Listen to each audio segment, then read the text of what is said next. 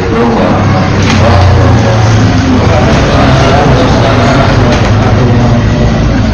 Alhamdulillah dari asal Rasulullah bilhuda wa bil haqqi yudhhirahu ala din kullihi walau karihal musyrikun. Asyhadu an la ilaha illallah wa asyhadu anna Muhammadar Rasulullah.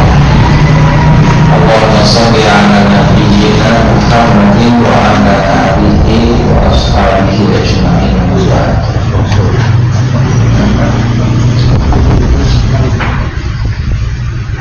Ibu bapak jemaah yang dirahmati Allah Subhanahu wa taala, alhamdulillah kita bersyukur kepada Allah sebagai hari ini bisa bertemu kembali. Baru saja diskusi tentang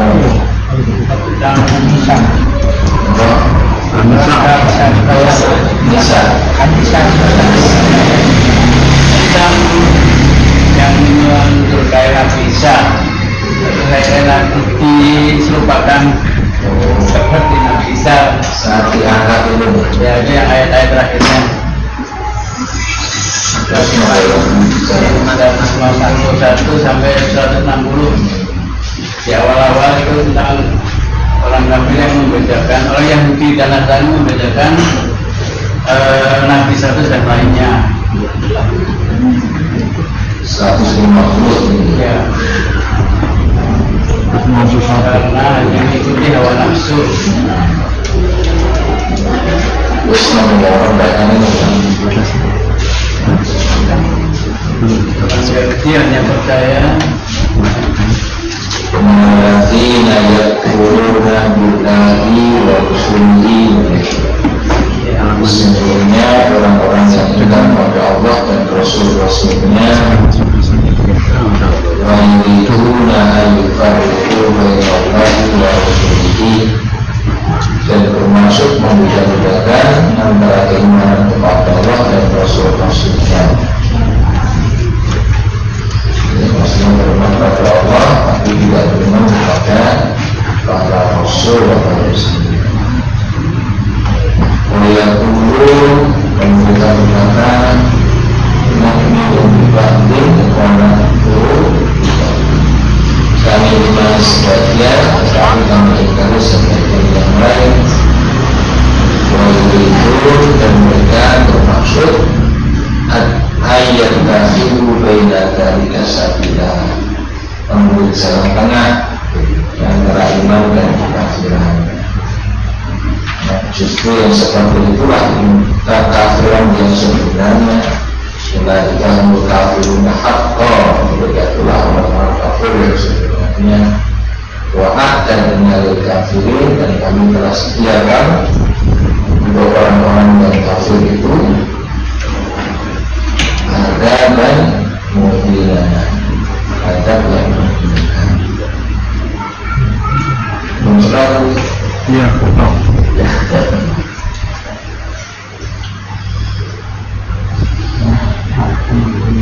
Kita lanjutkan. Jemaah dirahmati Allah Subhanahu wa taala, kita masih di bahasan tentang kehidupan pada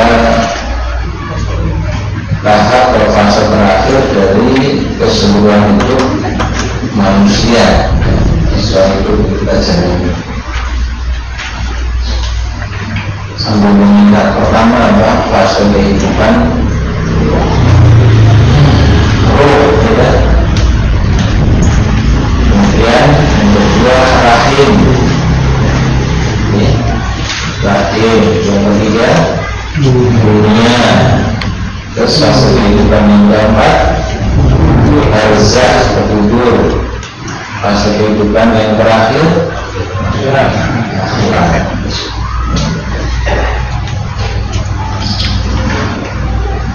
Fase kehidupan terakhir adalah tahap pembentukan fisik, peniruan ruh, penulisan catatan ketetapan. Di fase kehidupan terakhir itu terjadi adalah pembentukan fisik. Ada 3 tahap: nutfah, alaqah, mudghah. Setelah itu peniupan ruh, wa nafakha fihi ar-ruh, sudah diberikan ruh, kemudian dituliskan 4 ketetapan, ikat rizkihi wa ajalihi wa amalihi wa syakir wa sa'idin. Dituliskan ketetapan rizkinya, ajalnya, amalnya, celaka, kebahagiaannya. Ya.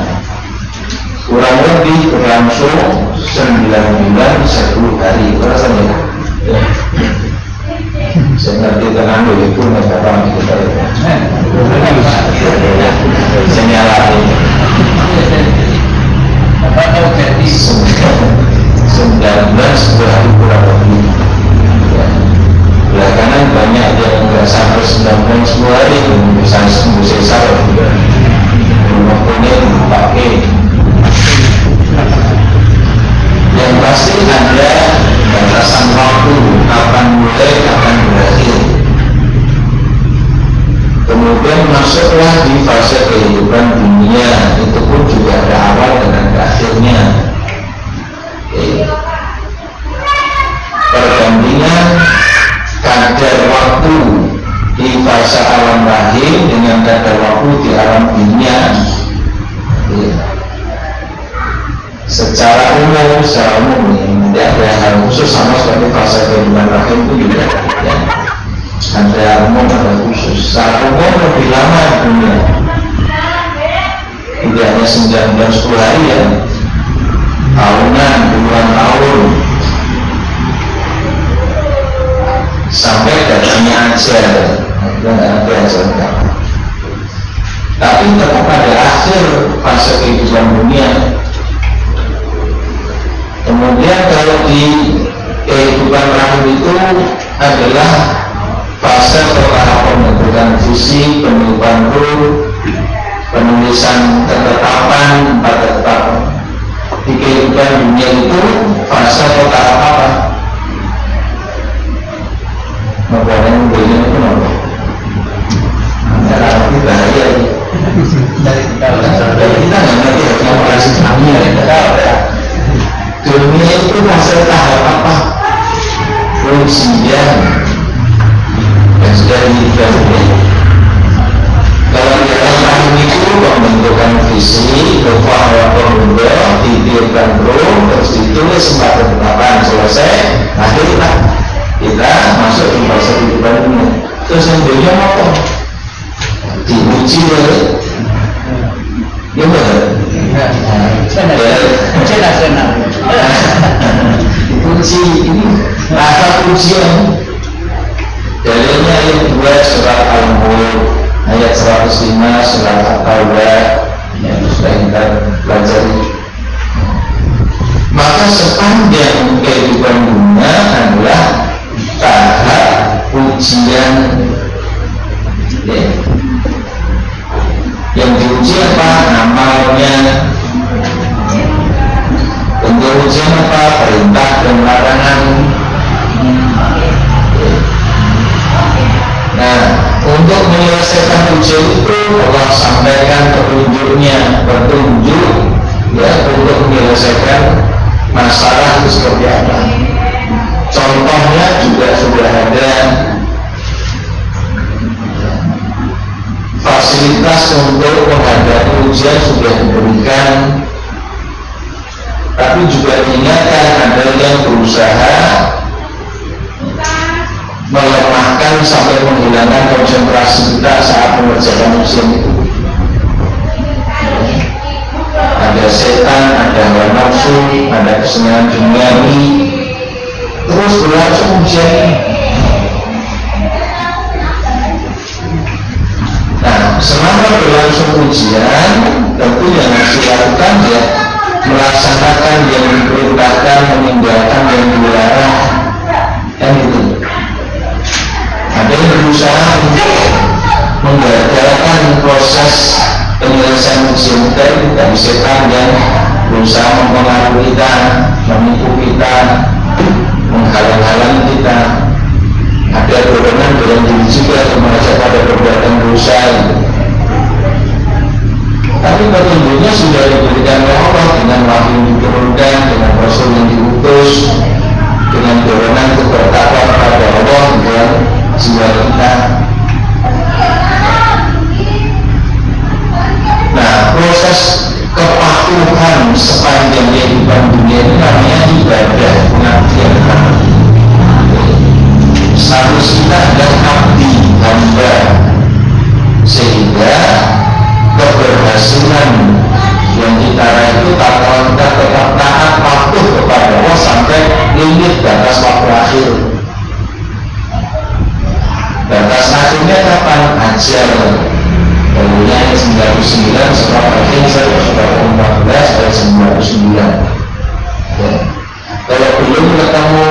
disebut di ayat 99 al-Jabur, yaitu ajar pengabdian, jangan berhenti untuk taat patuh pada perintah Allah. Wa'bud rabbaka hatta ya'tiyakal yaqin, dan beribadahlah kepada Tuhanmu sampai datangnya kematian. Nah itu nanti kita bahas di bab kedua tentang misi hidup. Setelah kita kehidupan nanti ada visi dan misi hidup, ada tugas hidup, kemudian sumber petunjuk hidup dan seterusnya. Misi hidupnya ibadah, tidak berhenti kecuali kalau sudah mati. Nah, ada batas akhir awal ketika kita lahir, batas akhir ketika ajal tiba. Itu fase kehidupan dunia. Selesai fase kehidupan dunia, masuk di tahap berikutnya, apa namanya tadi? Barzakh. Kalau membandingkan kadar waktu di fase kehidupan rahim dengan fase kehidupan dunia, itu sekarang lebih lama di kehidupan dunia. Dari dunia kemudian ke barzakh, perbandingan kadar waktu selama hidup di dunia dengan selama nunggu di barzakh, besar kemungkinan lebih lama di barzakh. Kenapa? Karena berlangsungnya sampai terjadinya kiamat. Ayat 100 surat Al-Mu'minun surat 23 ayat 100, wa min waraihim barzakhun ila yaumi yub'atsun. Di hadapan mereka setelah ajal tiba ada barzakh ila yaumi yub'atsun yang berlangsung lamanya sampai hari mereka dibangkitkan. Jadi barzakh tidak akan selesai sampai datangnya hari kiamat. Jadi lebih lama lagi.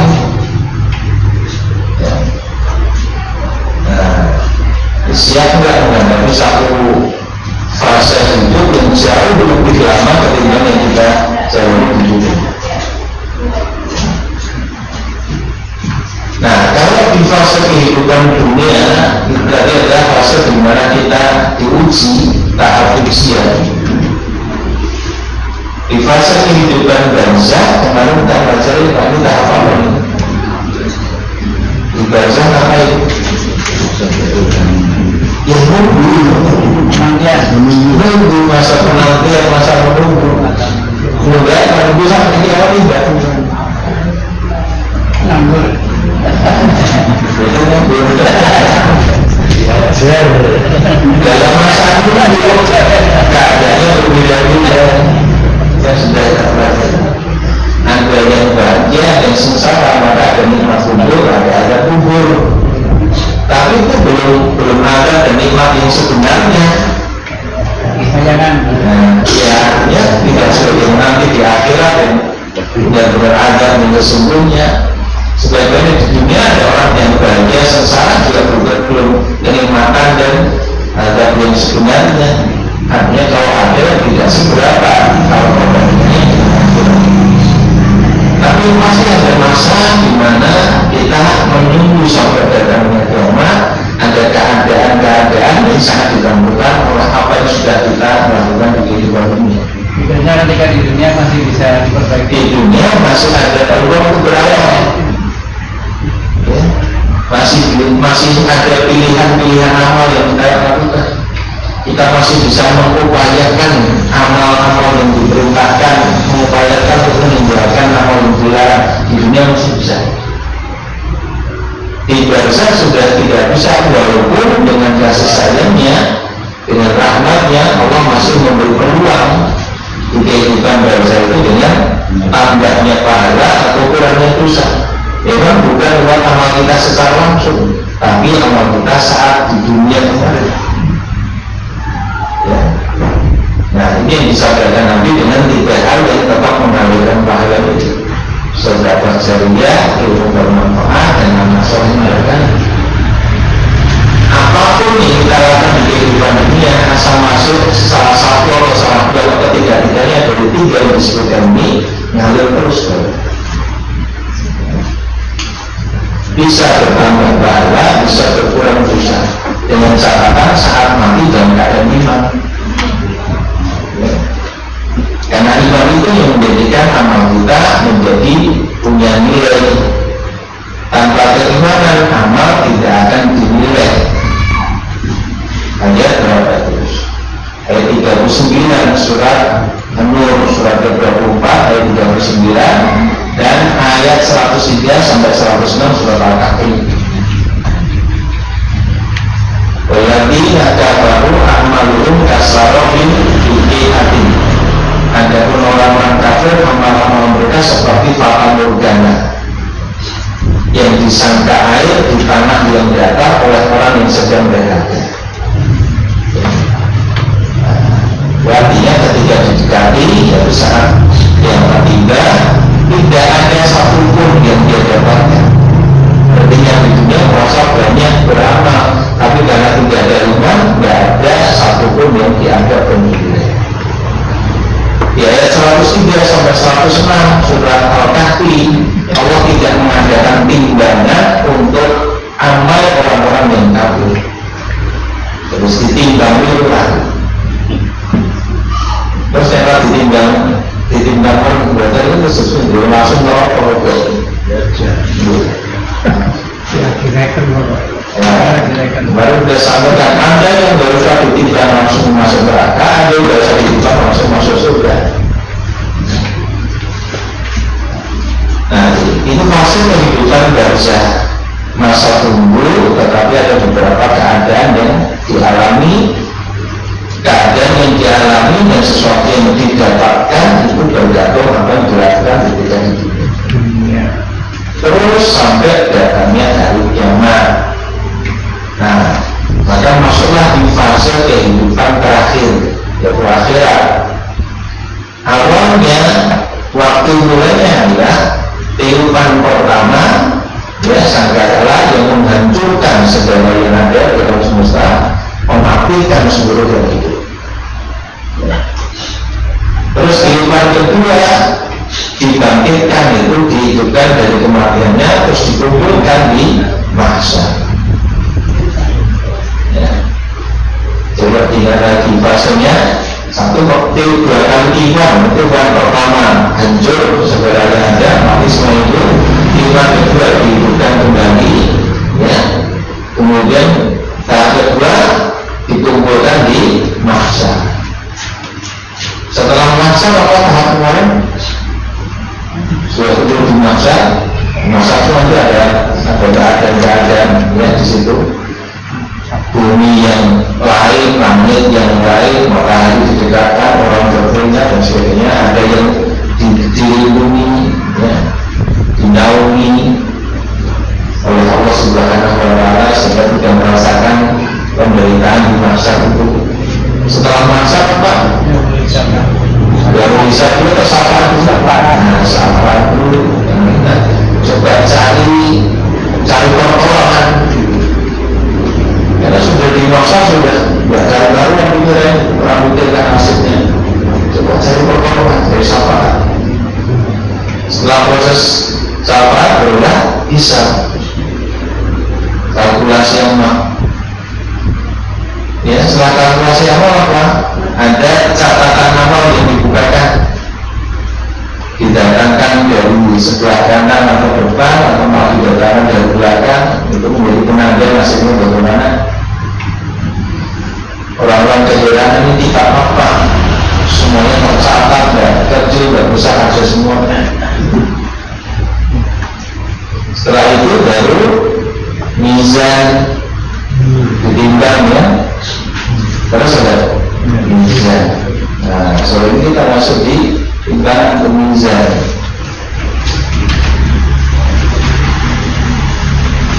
Mizan yang berwenang, penimbangan seluruh amal perbuatan manusia pada mizan inilah terlihat keadilan Allah.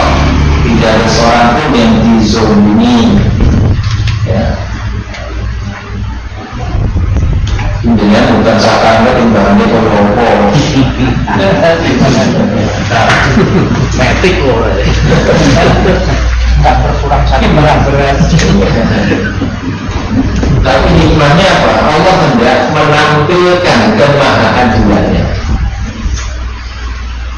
Sebetulnya kan kemarin kita sudah sampaikan rafa ditimbang kalau nabi itu kan bisa lo besok terus di merokok itu suatu rampung. Tapi kenapa harus ada proses-proses tadi? Dan untuk menampilkan kemahadilan Allah, sehingga orang menyadari salah ya sadar masalah, dapat hukuman, dapat adab ya sadar masalah seperti itu.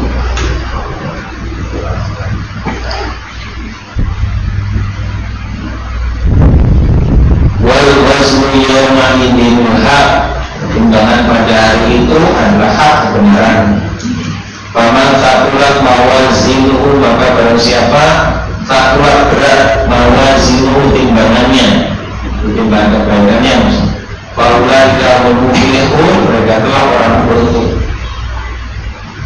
Berat timbangan kebaikannya berarti bukan berarti tidak punya dosa, punya dosa, tapi lebih banyak kebaikannya. Nah, di situ ada ampunan Allah, dimaafkan, diampuni karena ya sebanding lebih banyak kebaikannya, maka kesalahan dan dosanya itu bisa dianggap ya tidak perlu dihitung karena lebih banyak ya kebaikannya. Ya coba kalau dikalkulasi, kalau ditimbang dalam ini seperti yang sudah Allah sampaikan dalam Quran sebelum masuk ke alam akhirat, kan sudah diberitahu bagaimana kalkulasi amal itu dibuat oleh Allah dan kemudian diterapkan. Ya, dulu kita sudah beberapa kali bahas, satu kebaikan itu dilipat gandakan 10 kali lipatnya, bisa sampai 700, bisa sampai 6 hingga, kan kalkulasi begitu. Bahkan baru niat belum sampai terwujud amal sudah satu kebaikan yang sempurna. Kemudian satu kebaikan yang dilakukan selain lipat ganda pahala tadi juga sekaligus di saat yang sama bisa dihapuskan, kan itu. Ayat 114 surat Al-Inal Hasanat Bihinas Sayi'at, sesungguhnya kebaikan-kebaikan itu menghapuskan dosa-dosa.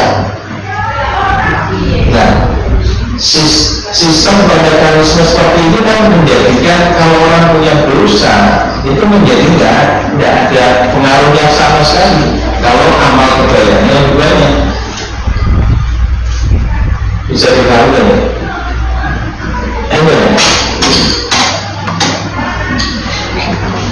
Kan sistemnya Allah buat itu.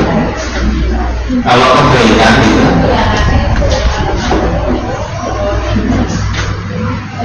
barunia ini sudah satu kebaikan yang sempurna. Terus kebaikan ini terwujud menjadi amal. Ini penilaiannya 10 kali lipat, bisa 700 kali lipat, bisa sampai tak tertinggal.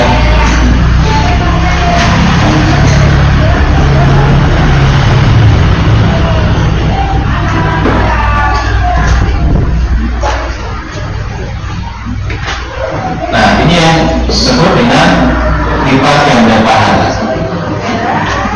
Pahala berlipat.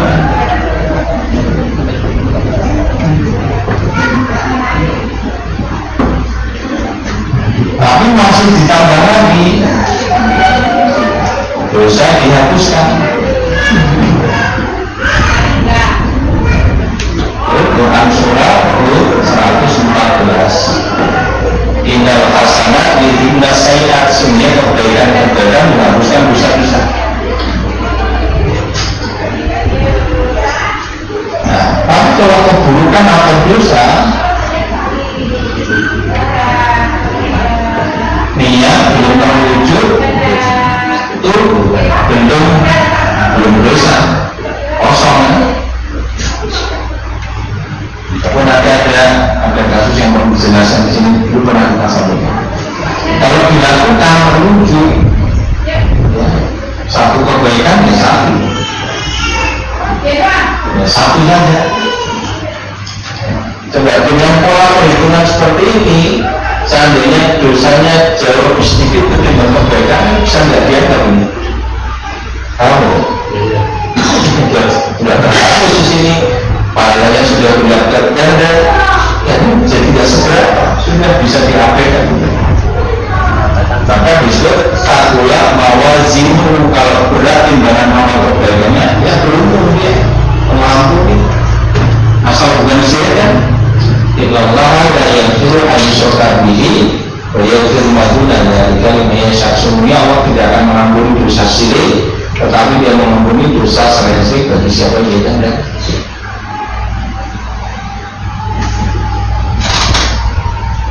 Nah sebaliknya, waman khafat mawazinuhu, siapa yang ringan timbangan kebaikannya.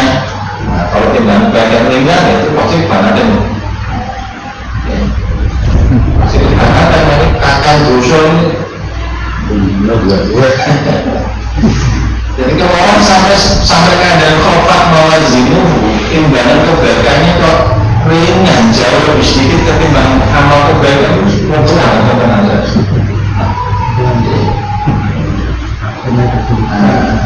Tetapi kalau pakai demikian, Faulah yang tadinya khasirah usaha mereka sendiri yang merugikan dirinya. Maksudnya Allah mengatakan Allah tidak pernah menzolimi kepada diri yang beragamamu. Bima kanu bi ayatina yadrimun, disebabkan mereka selalu mengingkari ayat kami.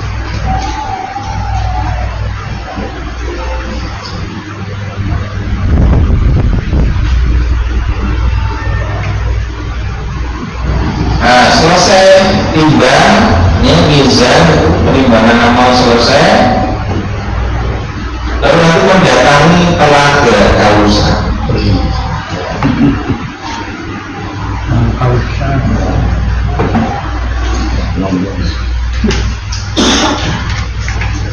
Telaga Kautsar, Al-Kautsar adalah telaga yang sangat besar, tempat Nabi Muhammad SAW meminum darinya kelak pada hari kiamat, kecuali orang-orang yang menyelisih petunjuknya, ya, menyelisih petunjuk Nabi atau menggantinya dengan yang lain setelah kematian beliau.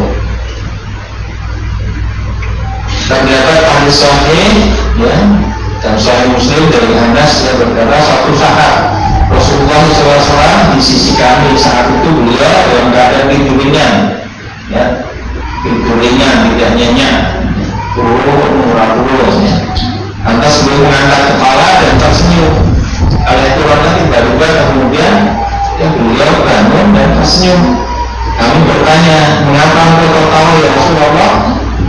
Kemudian Rasul menjawab, baru saja turun padaku satu surat. Lalu beliau baca surat yang diterima, Bismillahirrahmanirrahim, Inna a'tainakal kautsar fasalli li rabbika wanhar inna syani'aka huwal abtar. Sesungguhnya kami telah memberikan kepadamu nikmat yang banyak. Al-Kautsar, Kautsar, di mana etimologisnya kenikmatan yang sangat banyak. Tapi nanti kemudian dalam hadis ini disebutkan itu nama telaga. Dia berkata, tahukah kalian apa Al-Kautsar itu? Lalu para sahabat menjawab, Allah wa Rasulullah alam, Allah dan Rasulnya yang lebih tahu. Rasul kemudian bersabda, fa'inna nahrun, sesungguhnya Al-Kautsar itu nahrun, sungai, wa adanihi rabbi, yang dijanjikan oleh Allah SWT, alaihi khairun katsirun, yang punya kebaikan yang banyak. Sungai yang Allah berikan, yang Allah janjikan kepadamu, yang pada sungainya ada kebaikan yang banyak.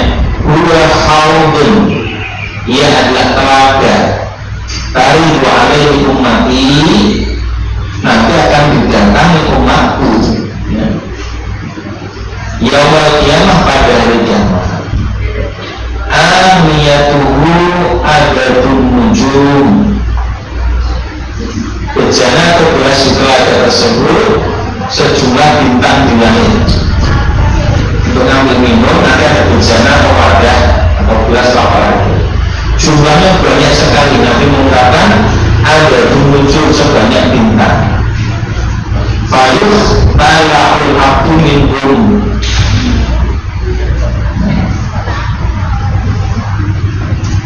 tetapi ada hamba di antara mereka, adalah seorang hamba di antara mereka yang tidak bisa minum terhadap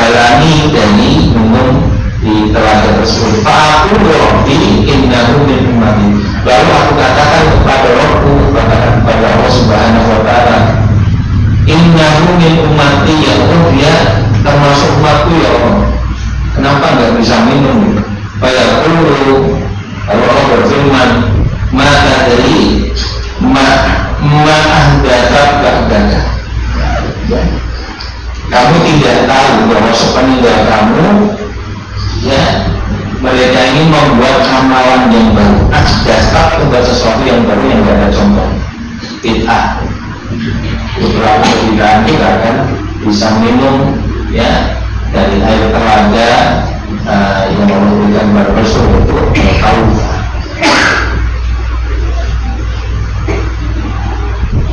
Nah, setelah minum dari telaga Kautsar itu,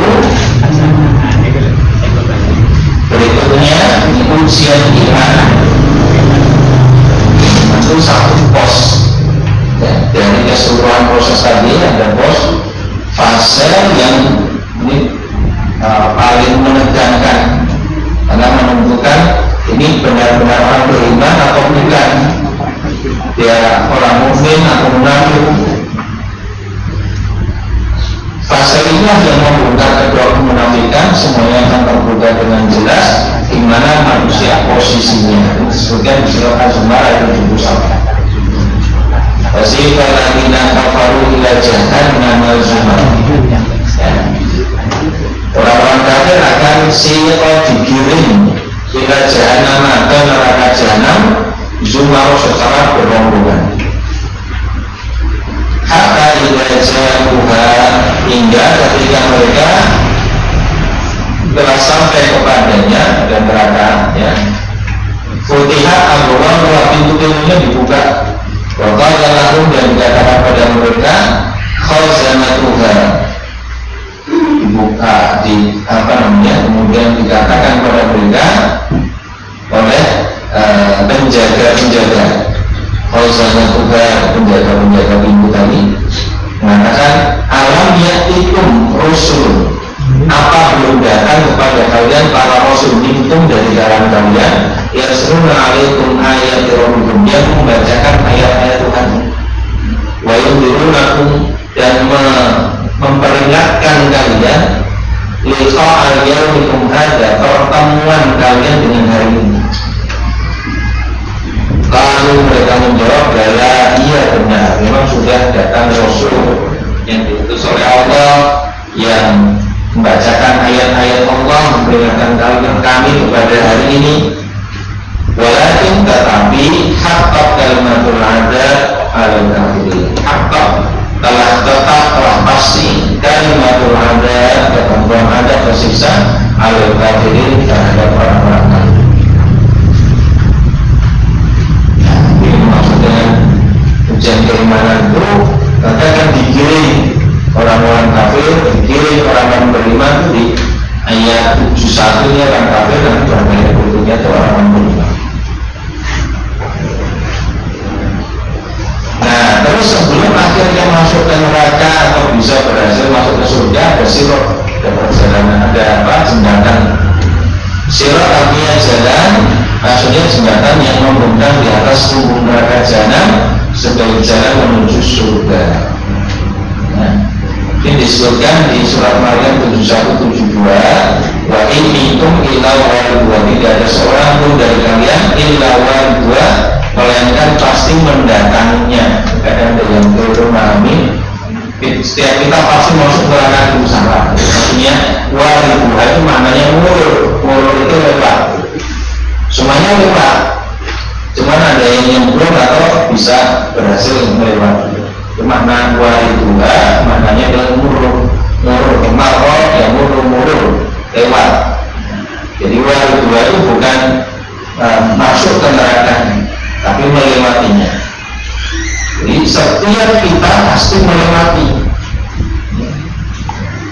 karena kalau dijahat memahaminya itu ada satu ketentuan yang sudah ditetapkan oleh Allah. Kemudian menajil lagi atau kami selamatkan orang-orang yang bertakwa. Selamatkan itu artinya bisa lewat, tidak jatuh ke bawah. Wanan dari balimnya fiha, jadinya kami biarkan orang-orang zalim di dalam neraka dalam keadaan berlutut.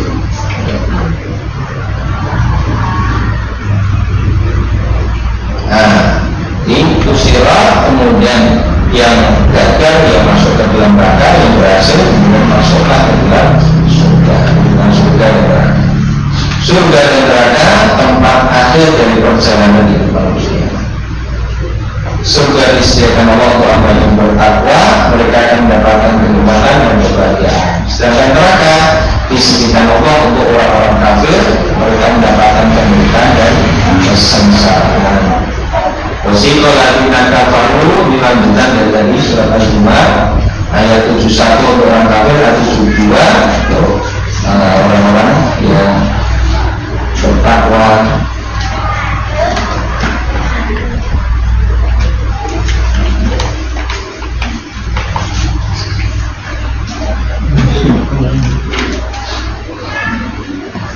Terus satu tujuan tentang orang kafir yang masih lanjutannya tujuan ini.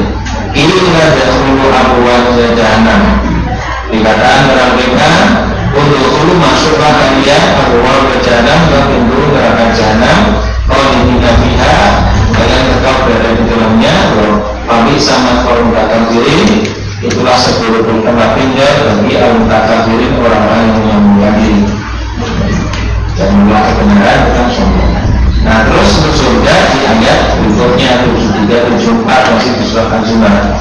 Wasiqal ladzina taqaw rabbahum ila jannati zumar. Orang-orang bertakwa pada Rabbnya diantar masuk ke dalam surga zumar secara berrombongan. Hatta idza ja'uha berpihak Allah ketika sudah sampai dibukakanlah pintu surga. Wa qala lahum khazanatuha, penjaga pintu surga berkata, Assalamualaikum, semoga keselamatan Allah limpahkan pada kalian.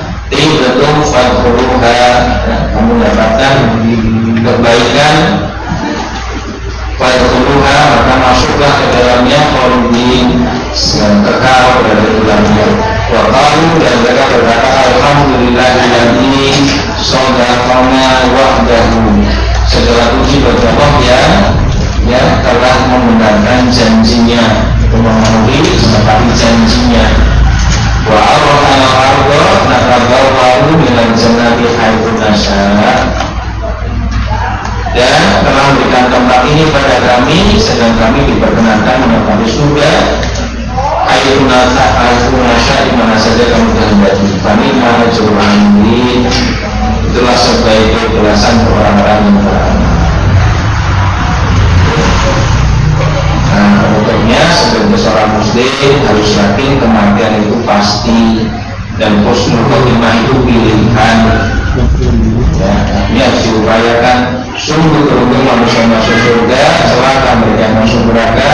Kalau berfirman kullu nafsin dha'iqatul maut, setiap berjiwa bernyawa pasti mati. Wa innama tuwaffawna ujurakum yaumil qiyamah, hanya akan disempurnakan tuwaffau, itu diberikan balasan secara sempurna ujurakum, ya, pada balasan bersama kalian yaumil qiyamah, di hari kiamat saja. Kesempurnaan balasan dari amal ke akhirat yang ada. Barang zuhziha anilah, siapa yang dijauhkan dari neraka, wa udkhilal jannah, dimasukkan ke dalam surga, faqad faz, itu dialah orang yang menang, orang beruntung. Ya. Maka pendirian menang kalah itu di akhirat, bukan di dunia. Wa ma hayatud dunya, dan tidaklah kehidupan dunia bila mata buruk, kecuali adalah kesenangan yang menipu, kesenangan yang tidak. Begitu di akhirat manusia baru tersadarkan ternyata dunia itu, ya, bukan kesenangan yang sebenarnya. Kesenangan yang ada itu hanya membuat kita terperdaya, tertipu, sehingga berbalik dari mengimani dan mentaati Allah Subhanahu wa Ta'ala. Selesai bab 1, ya, tentang peta perjalanan. Ini dipelajari agar kita punya peta perjalanan terlebih dahulu. Kita sudah pada posisi di mana dan ke depan itu fase apa yang akan kita jalani, keadaan apa yang kita kehendaki, maka harus ada upaya-upaya yang dilakukan dengan sungguh-sungguh. Ya, tentu juga selalu memohonnya doa kepada Allah Subhanahu wa Ta'ala. Ini gambaran budaya terlebih dahulu. Ya. Orang ampun betul itu ya gambar dulu Bapak ini dari pakai dulu kira-kira seperti ini jadi kelihatan jelas bangunan seperti apa, pengennya bagaimana, kemudian berita boleh dikerjakan. Baik, saya kira itu besar di bagian pertama. Yang mau ditanyakan atau disampaikan tadi kan tampak sekali kalau manusia itu kan melewati protokol mustaqim ya Pak. Ya. Nah, kemudian untuk yang namanya setan iblis itu gimana kondisinya? Apakah sudah tidur di neraka? Ya. Kalau ini sangat bertemu dengan setan. Boleh Pak. Senang nasibnya setan itu kasihan kan walaupun keturunan sama benar.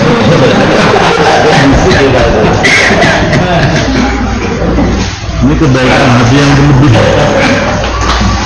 Jadi kita yang sudah kita pelajari dari ayat aturan ceritanya gimana dengan setan. Kalau nanti akhirnya juga seperti apa kita masih tahu.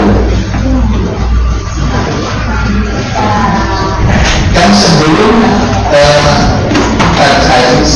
pada adanya kita di dunia, ya, pada saat Allah menciptakan manusia Adam, yang jelas saja setan sudah diperintah oleh Allah tetapi menolak perintah itu untuk sujud menurunkan bendera. Karena tidak melaksanakan perintah maka jatuhlah vonis terhadap setan yaitu iblis. Vonisnya adalah menjadi penghuni neraka jahanam. Nah, walaupun vonis sudah dijatuhkan, iblis yang kemudian mengajukan banding. Ya, mengajukan banding ya aku jangan sekarang lah eksekusinya ya saya terima vonisnya tapi eksekusinya jangan sekarang. Ya, kalau bisa nantilah sampai manusia dibangkitkan. Allah mengabulkan permintaan iblisnya, diterima dan itu pengajuan banding diterima, maka eksekusi hukuman dari vonis terhadap iblis itu nanti kalau manusia sudah ya dibangkitkan itu diadukan. Berarti kan masih ada waktu. Nah, akan ada waktu ya iblis kemudian membangkitkan dari Allah ini selanjutnya dari kemuliaan-Mu ya Allah. Karena Aku sudah menetapkan aku sebagai penghuni neraka jahanam. Jadi vonis sudah ditetapkan. Kemudian permintaan untuk diberi waktu tenggat dan juga menerima, lalu yang tunggal begitu aku akan datangi manusia ya dari depan, dari belakang, dari kanan, dari kiri kan itu diceritain gitu. Nah, jadi nanti berarti itu akan ada hari kiamat itu ada hari kiamat berarti setan itu sangat dibandingkan langsung ke Allah gitu. Nah, di Quran juga diberitahukan bagaimana di antara manusia yang sudah jatuh vonis masuk neraka pun sempat berkata padanya ya dulu saya itu digodain sama setan ini. Tapi setan pun juga berlepas tangan dalam keadaan jawab. Ya. Setan mengatakan saya menggoda, membujuk, merayu benar. Tapi bahwa manusia mau menerima bujukannya semuanya dia sendiri. Saya tidak pernah bisa memaksa dia untuk melakukan perbuatan dosa. Yang saya bisa lakukan hanya membodohnya. Maka setiap orang pada saat itu tidak mau tanggung jawab terhadap akibat yang diterima oleh pihak lain. Bahkan antara pengikut dan yang diikuti kan juga yang tanggung jawab. Kita sudah bahas di ayat 165, 166, 167 atau ya orang-orang yang itu mengatakan bahwa bisa hanya ikut dia nih. Yang diikuti juga nggak mau tanggung jawab sama sendiri dan mau gitu. Lalu yang mengikuti menyesal. Seandainya kami masih diberi waktu kesempatan untuk hidup, kami akan berlepas tangan sebagaimana mereka saat ini berlepas tangan dari kami. Berarti nasibnya kita harus sudah dia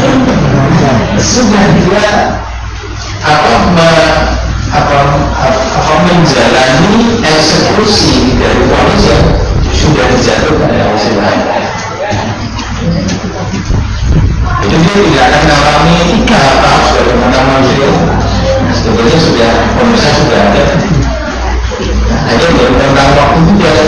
kesempatan untuk menggoda manusia menjadi temannya masuk dalam neraka.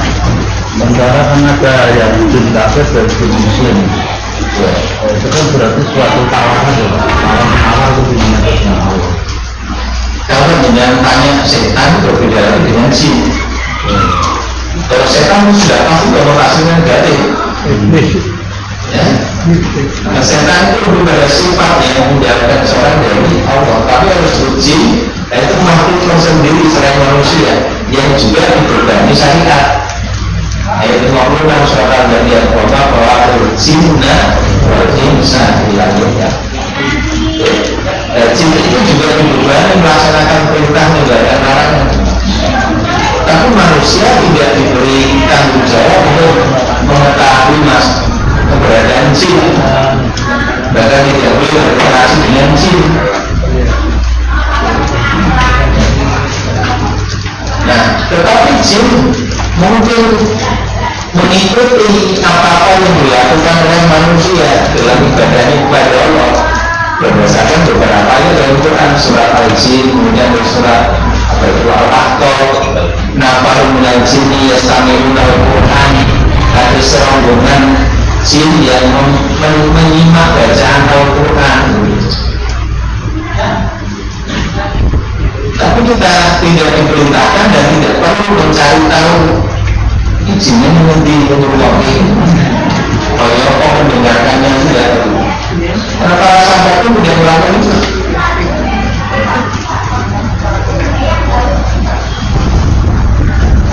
Bahkan di ayat 6 surat Al-Jin itu larangan untuk berinteraksi dengan jin.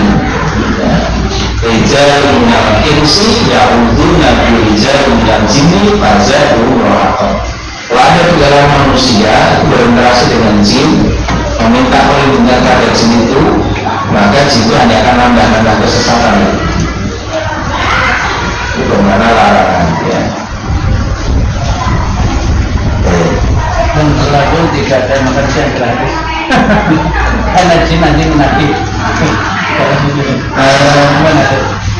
Kita tidak tahu dan tidak diberi kemampuan oleh Allah untuk melakukan akses komunikasi dan interaksi dengan jin. Sehingga kalau kita yang mendasarkan pada pengakuan jin yang lewat perkataan orang, lewat suara dan sebagainya, bagaimana kita tahu itu benar? Nanti aku sih orang itu sudah tidak usah diperdulikan itu. Jadi cukuplah kita mohon perlindungan kepada Allah dari gangguan atau pengaruh setan dari kalangan jin. Nah, karena itu ada surah misalnya surah An-Nas itu ya berisi perintah mohon perlindungan kepada Allah dari iwas-isuki sudurnas. Luas-luasa bisikan-bisikan kejahatan oleh setan yang dimasukkan ke dalam manusia. Setelah itu ya, ini kita nggak usah toleransi sendiri itu terhadap informasinya orang bisa komunikasi dengan jin ini, jinnya baik, kalau nggak usah pedulian. Iya, nggak usah sama sekali. Jangan kasih ruang seperti itu. Karena upaya untuk menyesatkan itu juga tidak langsung ngajar yang jelek. Bagaimana baik-baik saja, tapi akan disyarat kita pada perilaku yang jelas dan menyatakan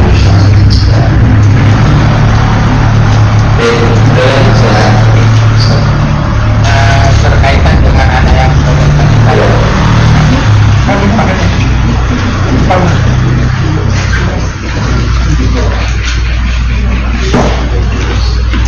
berkaitan dengan anak yang soleh tadi.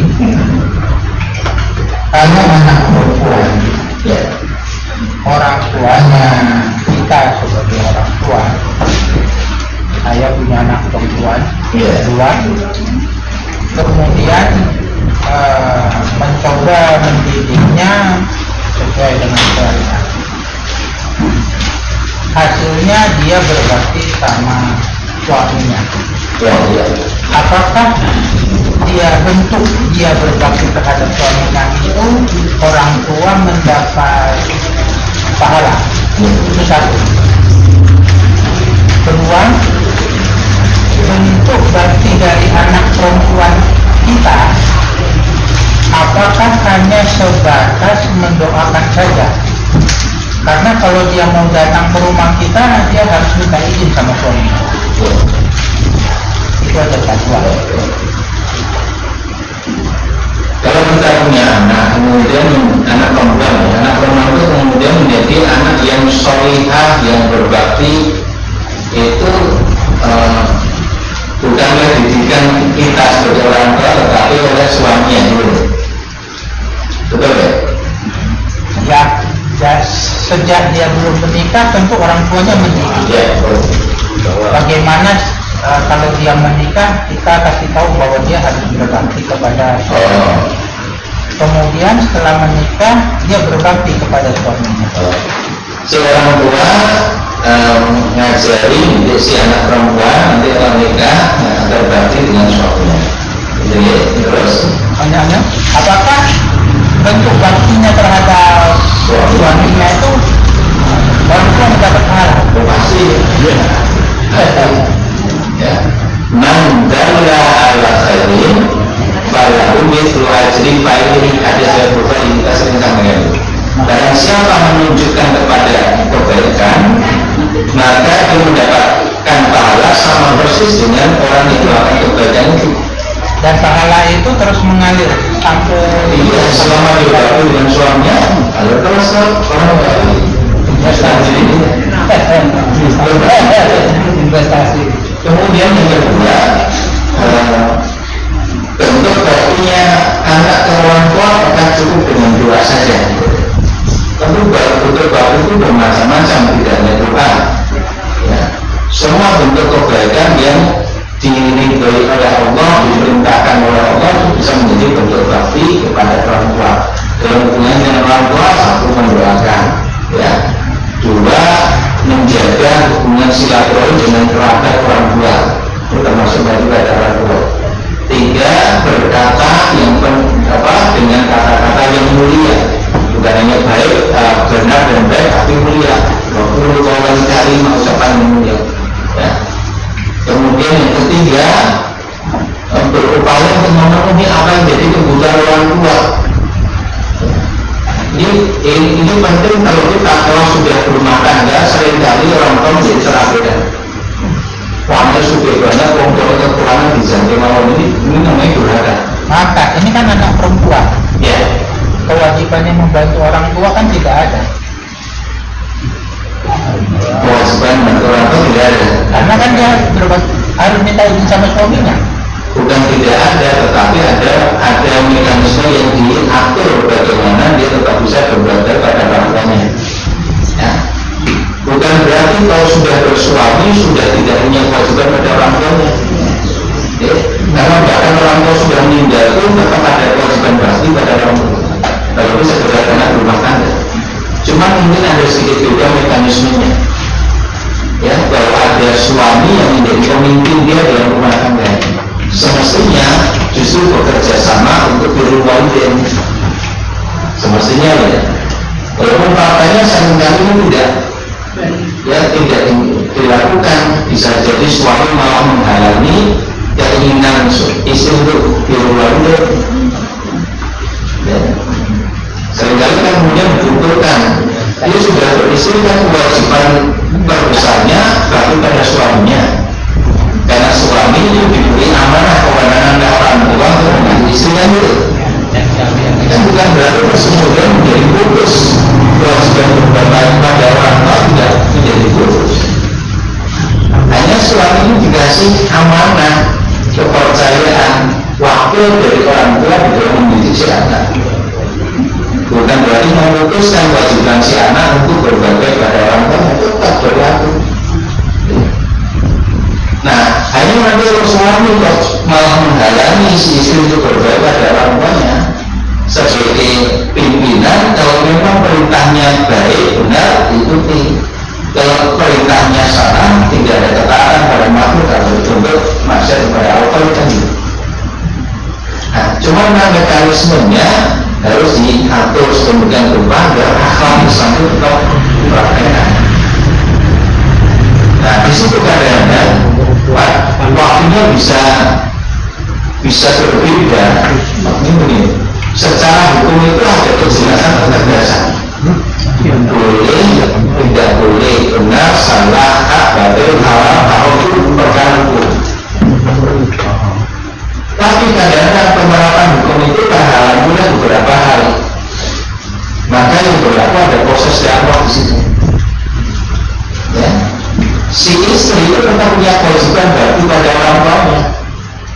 Cuma kewajiban bakti pada orang tua ketika sudah bersuami ternyata malah dihalangi oleh suami sendiri. Maka penerapan itu menjadi belum bisa dilaksanakan karena kehalangan. Proses mengatasi halangan ini adalah proses dakwah di situ. Ya. Nah, jadi kadang-kadang antara dakwah dengan hukum tidak selalu bisa sama waktunya. Dan ketika belum bisa melaksanakan apa yang ditetapkan sebagai hukum, tidak selalu lantas pasti berdosa. Kalau orang berproses ke sana, maka Allah akan melihat kesungguhan dia untuk memproses sampai hukum itu bisa dia terapkan. Ya sekarang misalnya kita hidup di negeri kita yang belum 100% hukum Islam diterapkan, tidak otomatis rusak semua. Bergantung dan kita mau nggak memproses dakwah ini sampai pada saatnya hukum bisa diterapkan. Atau tidak peduli sama sekali, nyaman-nyaman saja, ya, dengan sesuatu yang bertentangan dengan hukum Allah, nah, di situ ada dosa. Mungkin kasus ini bisa dicontohkan Ustaz dengan ceritanya istrinya Fir'aun. Iya. Istrinya Fir'aun kan termasuk ahli surga. Iya. Iya. Iya. Dia tetap berusaha melakukan hal yang benar walaupun dia di bawah kepemimpinan suaminya yang zalim, yang bahkan mengangkat dirinya sebagai Tuhan selain Allah. Tapi tidak menghalangi dia untuk menjadi ahli zina atau musuh. Dari masalah ya silahkan lalu lanjut arti kata ini kalau kita mengenal telaga Al-Qasan ya. Dalam hadis riwayat Muslim itu ada sungai. Iya. Maksudnya apa? Soalnya sungai sama telaga kayaknya artinya beda. Monggo. Makasih sebelumnya. Telaga itu apa? Kumpulan air. Sumber air tempat berguna. Telaga itu apa? Kalau danau sama enggak? Sama. Sama ya. Ada sumber airnya apa enggak? Mata air Ya, mata air yang menjadikan telaga tadi ada air itu dari mana? Kalau di sini disebutkan ada nahrun, ada sungai, kemudian ada telaga yang bersumber dari sungai itu, kemudian nanti ada telaga tersendiri di situ orang dari nah, kan di sini disebutkan Fahim nahrun. Nah, di sini sungai. Sebelumnya al-Qur'an itu adalah sungai wa'adani hirofi, ya, yang dijanjikan oleh Rabbu. Kemudian ada kebaikan yang banyak pada sungai tadi. Alaihi khairun katsirun huwa haudun. Nah, kemudian ada artinya mungkin di sini huwa haudun, dia adalah haud itu telaga. Nah, jadi ya, kita nggak ngerti persisnya ya, tapi disebut dua-duanya itu berarti ada keterkaitan antara sungai dengan telaga, karena Nabi mensifati nahrun tadi sebagai telaga. Dua itu kata ganti untuk nahrun. Ya. Dia adalah haudun, atau haudun ini adalah kalau khairun katirun itu enggak ada jumlah banyak ya, tetapi lebih kepada nahrun dua itu mana sungai itu adalah haud, sungai yang dimaksudkan itu adalah telaga. Jadi kalau masyhur dalam perbincangan para ulama ya al-Kautsar itu telaga, tetapi ia bisa dimaknai secara umum sebagai sungai, tetapi yang dimaksud itu bukan sungai yang mengalir, tapi lebih kepada telaga. Nabi mungkin tidak menegaskan Nahdrun yang dimaksud itu adalah telaga. Dua, haulun, dia adalah haul, dia adalah telaga. Jadi haul, telaga ini diungkapkan Nabi untuk mensifati Nahdrun. Sungai itu adalah telaga, maksudnya yang aku maksud sebagai sungai itu adalah telaga. Kalau sungainya ya sudah telaga gitu saja. Jadi Nabi tidak menegaskan sungai yang aku maksud ini adalah telaga. Surah dan Musola. Walau harus apa lagi dari ini sebelum kita masuk. Tadi dikatakan bahwa ada orang-orang tertentu yang tidak berminum dari Nabi, bahkan yang melarang adalah langsung dari Allah. Dan di sini kalau dikaitkan dengan pembelajaran kehidupan sehari-hari, itu ada bid'ah dolalah, ada bid'ah hasanah. Nah, kedudukan hadis tersebut bagaimana? Itu apakah boleh ataupun bahkan palsu? Sedangkan di hadis yang lain dijelaskan bahwa bid'ah itu definisinya menambah, bisa mengurangi ataupun mengubah. Biasanya kalau sudah diterapkan dengan bid'ah itu kegiatan secara umum itu penilaiannya cenderung pada hubungannya, bukan syariatnya. Jadi misalnya yang terbiasa yasinan atau yang lain, kalau tidak menggunakan sana, dan enak karena tidak apa itu dikatakan tidak boleh, itu secara umum begitu. Terus yang kedua itu ini Pak Ustaz, masalah saya tadi kurang jelas, masalah windan dan pisah ya. Nah itu windan dan pisah itu secara atau secara yang itu bagaimana tadi kurang jelas kalau penjelasannya Pak Ustaz.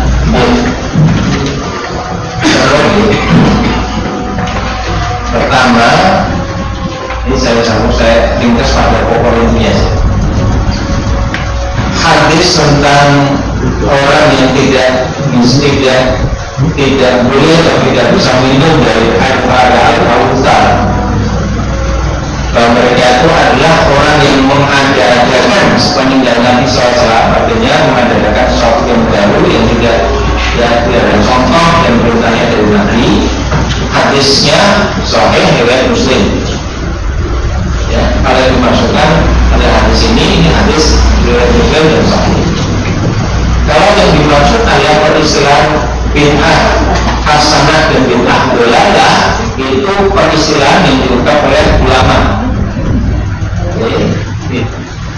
Bid'ah konotasi umumnya adalah pasti dolalah. Konotasi umum dalam bid'ah itu pasti negatif, yaitu sesuatu yang diadakan, tidak ada contohnya, ya, sehingga membuat sesuatu yang baru dalam agama, tetapi dianggap sebagai bagian dari agama. Itu bid'ah yang dolalah. Kemudian dimunculkan istilah bid'ah hasanah, itu hakikatnya juga bid'ah. Ya, maka penjelasan Imam Nawawi kemudian beberapa ulama dari kalangan Syafi'iyah mengatakan sesuatu yang baru tetapi ada asal atau sumbernya dari syariat, maka hakikatnya dia bukan bid'ah. Kalaupun disebut bid'ah, dia adalah bid'ah hasanah. Ya. Ada sumbernya dari syariat itu adalah dalam amal tersebut pada pokoknya jelas ada perintahnya, ada contohnya dari syariat. Tetapi aplikasi praktek secara spesifik tidak akan ketemu. Misalnya dengan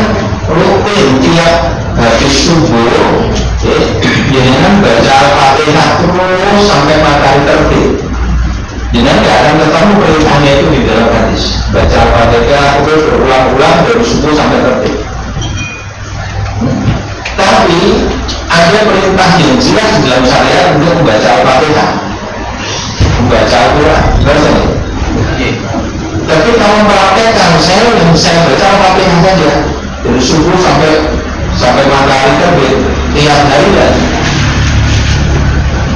Tidak ada seorang ulama pun mengatakan bid'ah, bahkan itu dipraktekkan oleh Ibnu Taimiyah. Orang-orang Salafi yang banyak merujuk pada Ibnu Taimiyah pun tidak pernah mengatakan bid'ah, padahal Ibnu Taimiyah mengamalkan ini.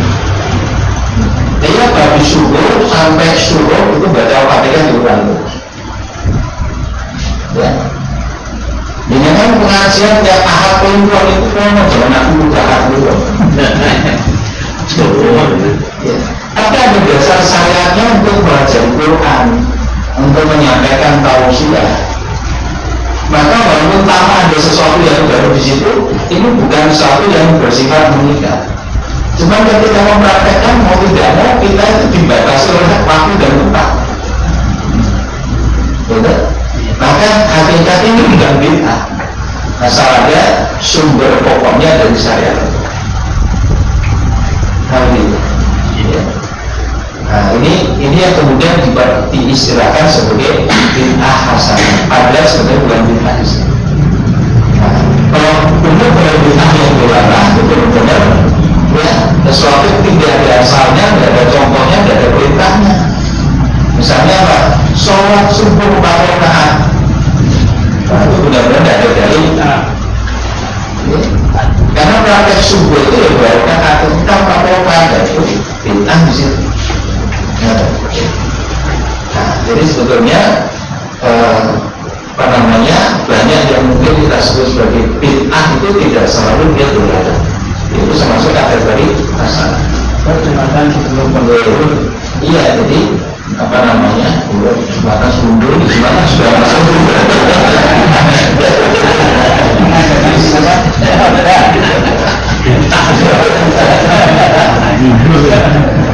itu sudah harus masuk waktu dulu. Ya tapi jadi memang ada yang memilih tindakan dia pokoknya hanya membatasi benar-benar ada contohnya saja, monggo silakan, tapi jangan hanya terapkan yang tidak ada contohnya itu sebagai mutlak bid'ah dilarang karena ada sumber pokok dari syariat. Ya, saya kira begitu. Itu pertama ya, pertanyaan kedua tadi apa nih?